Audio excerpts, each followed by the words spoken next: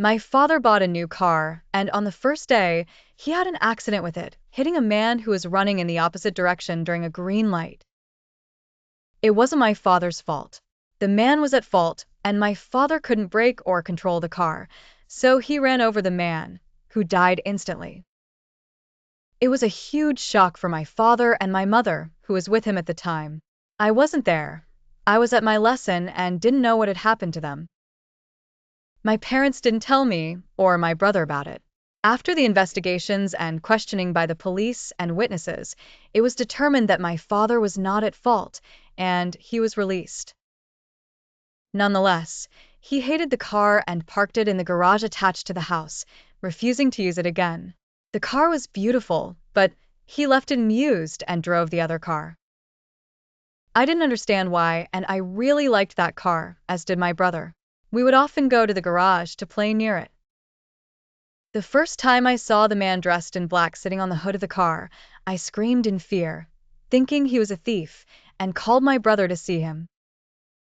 But by the time my brother arrived, the man had vanished. My brother told me I was probably imagining things and had hallucinated seeing someone. I was sure I had seen a man dressed in black sitting on the car's hood, but I kept quiet, thinking perhaps it was my imagination. This happened multiple times. I would often see the man next to the car, sitting on the hood, but no one else saw him but me. I told my brother to get the car keys from my father's room, so we could sit in the car. He agreed and took the keys without informing our parents. We just wanted to sit in the car for a little while before heading back.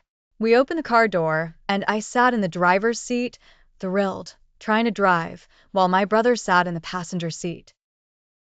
When I looked in the rearview mirror, I saw a terrifying and frightening man sitting in the back seat, smiling eerily.